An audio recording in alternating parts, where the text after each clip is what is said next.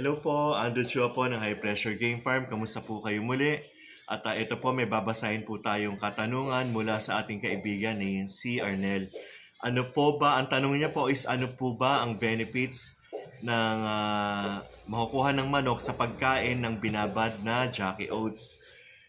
Well, ang Jackie Oats po, hindi lang po sa manok maganda yan, pati sa ating mga tao. Yan po ay mataas po ang fiber niyan.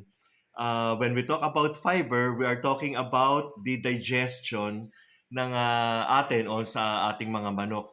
Napakaganda po gamitin ng Jackie Oats para po makontrol niya yung bigat o laki ng ating mga manok. Kahit po sa ating mga tao, ganun din po ang purpose ng pagkain ng fiber. Pati po yung pag-digest, tsaka yung pagdumi, nagiging normal po, nagiging maayos po, nasa oras po ang pagdumi ng ating mga manok. Nagagamit po din yan, mabisa din po na magamit ang Jackie Oats kapag nagtatanggal po tayo ng sapola.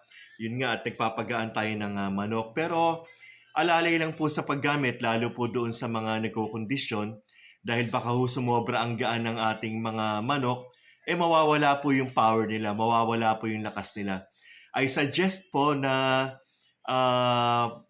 pagka magkukondisyon po kayo o yung mga nagpe-precon po, gumamit na po kayo ng Jackie Oats dahil hindi naman po agad-agad yan tumatalab sa isang linggong gamitan ng Jackie Oats sa pagkukondisyon. Baka hindi po ninyo maramdaman yung epekto ng Jackie Oats. Again po, napakabuti po, napakaganda sa pagdadigest dahil mataas sa fiber.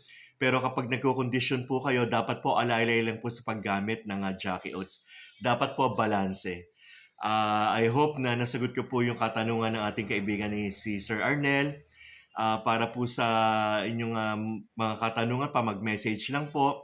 At pa-follow po ako sa aking YouTube channel, sa aking Reels, at sa aking TikTok. Muli po, Andrew Chua ng High Pressure Game Farm.